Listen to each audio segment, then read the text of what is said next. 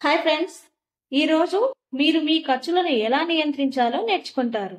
తద్వారా మీ వ్యాపారం దాని ఖర్చులను భరించడానికి తగినంత డబ్బు సంపాదించే స్థాయికి త్వరగా చేరుకోగలదు మరియు చివరికి తెలివిగా వృద్ధి చెందుతుంది, దాని విలువను పెంచుతుంది.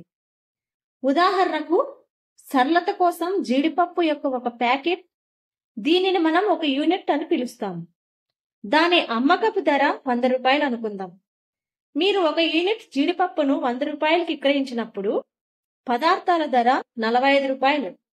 అలాగే సంచులు మరియు ప్యాకింగ్ కోసం 1 రూపాయి మరియు జీడిపప్పు రవాణా మరియు పంపిణీ కోసం మరో 3 రూపాయలు జోడించండి. 1 రూపాయి మార్కెటింగ్ మరియు ప్రకటనలకు వెళ్తుంది. కాబట్టి మీరు విక్రయించే జీడిపప్పు సంఖ్యతో మారుతూ ఉండే మీ స్థిర ఖర్చులు, జీడిపప్పు ప్రతి యూనిట్ కి సుమారు 50 రూపాయలు ఖర్చు అవుతుంది.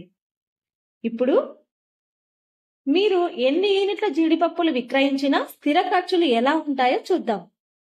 మీరు జీడిపప్పును 100 రూపాయలకు విక్రయించినప్పుడు ఫ్యాక్టరీ స్థలాన్ని అద్దెకు ఇవ్వడానికి 2 రూపాయలు, విద్యుత్, నీరు వంటి వినియోగాల కోసం మరో 2 రూపాయలు, మీ కార్మికులకు చెల్లించడానికి 8 రూపాయల వరకు కేటాయించండి. మీరు రుణం తీసుకుంటే మీరు చెల్లించాల్సిన వడ్డీకి అదనంగా 6 రూపాయలు చేర్చండి. ఇవన్నీ జీడిపప్పు ప్రతి యూనిట్ కి సుమారు 18 రూపాయల స్థిర ఖర్చులను జోడిస్తాయి.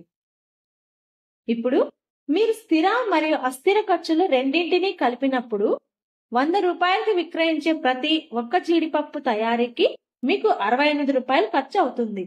అంటే మీరు జీడిపప్పు ప్రతి యూనిట్ కు 32 రూపాయల లాభం పొందుతారు. అయితే మీరు 10 రూపాయల పన్నులు చెల్లించాల్సి రావచ్చు. కాబట్టి పన్నుల తర్వాత మీ లాభం జీడిపప్పుకు సుమారు 22 రూపాయలు. మీ నికర లాభాల మార్జిన్ 22% అని చెప్పడానికి ఇది ఒక సరళమైన మార్గం. మరియు ఇప్పుడు ప్రణాళిక భాగం కోసం మీకు 2 ఎంపికలు ఉన్నాయి. మీ లాభంలో కొంత లాభాన్ని తిరిగి వ్యాపారంలో పెట్టుబడి పెట్టడం లేదా ఆ డబ్బును మీకోసం ఉపయోగించడం. మీ లాభంలో సగం అంటే 11 రూపాయలు స్టాక్ వంటి విషయాల కోసం తిరిగి వ్యాపారంలోకి పెట్టడం తెలివైన పని. అప్పుడు మీరు మిగిలిన 11 రూపాయలను మీకోసం లేదా ఇతర ప్రయోజనాల కోసం ఉపయోగించవచ్చు. త్వరగా లాభం పొందడానికి మీ స్థిర ఖర్చులను తగ్గించడానికి ప్రయత్నించండి. జీడిపప్పు తయారీకి ఒక స్థలాన్ని అద్దెకు తీసుకునే బదులు మీ సొంత షెడ్ను ఉపయోగించండి.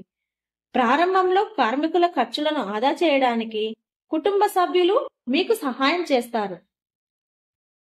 రుణాలు తీసుకునే బదులు మీ సొంత డబ్బును ఉపయోగించుకోండి లేదా స్నేహితులు, కుటుంబం మరియు వ్యాపార భాగస్వాముల నుండి సహాయం పొందండి.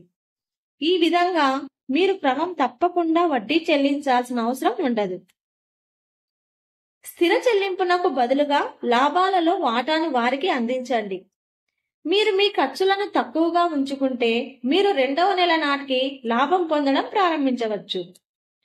మీరు వినియోగదారులు మీ ఉత్పత్తులను ఇష్టపడినప్పుడు మరియు మీ వ్యాపారం పెరిగినప్పుడు దానిని నడపడానికి ఎక్కువ డబ్బు అవసరం.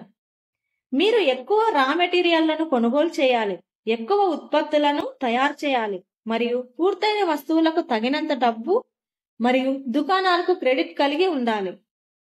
ఇక్కడే తగినంత పని మూలధనం ఉండటం ముఖ్యం. ఇది మీ వ్యాపారం ఎదగడానికి సహాయపడుతుంది. మీరు ఈ డబ్బును బ్యాంకులు లేదా స్థానిక సమూహాల నుండి పొందవచ్చు, కానీ మీ స్వంత ఆదాయాన్ని ఉపయోగించడం చౌకైన మార్గం. మీ లాభాలలో సగం వ్యాపారంలో ఉంచడం మరియు తిరిగి పెట్టుబడి పెట్టడం ద్వారా మీరు 2 పనులు చేస్తారు. మీకు పని చేయడానికి ఎక్కువ వర్కింగ్ క్యాపిటల్ ఉంది మరియు మీరు మీ వ్యాపారం యొక్క విలువను పెంచుతారు. మీరు తిరిగి పెట్టుబడి పెట్టినప్పుడు మీరు పెద్ద ఆర్డర్లను నిర్వహించవచ్చు మరియు ఎక్కువ స్టాక్లు ఉంచుకోవచ్చు. ఇది మరింత వ్యాపారానికి దారితీస్తుంది.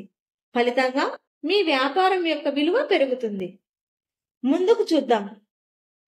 మీరు దుకాణాల సంఖ్యను పెంచడం కొనసాగిస్తే మొదటి సంవత్సరం చివరిలో మీ వ్యాపారం విలువ 45 లక్షల నుండి 55 లక్షల వరకు ఉండవచ్చు. మీరు 2వ సంవత్సరం లేదా 3వ సంవత్సరంలో డబుల్ షిఫ్ట్ పని చేస్తే మీ వ్యాపారం విలువ 90 లక్షల నుండి 1,50,00,000 కావచ్చు. మీ వ్యాపారంలోకి ఎంత ఎక్కువ డబ్బును తిరిగి పెడితే అంత ఎక్కువ క్రెడిట్ పొందవచ్చు, అంత ఎక్కువ అమ్మవచ్చు మరియు మీ వ్యాపార విలువ అంత ఎక్కువగా ఉంటుంది. ఈ వీడియో చూసినందుకు ధన్యవాదాలు. మరిన్ని వీడియోల కోసం వ్యాపార్ కోడ్ ఛానల్ కు సబ్స్క్రైబ్ చేసుకోండి. All the best.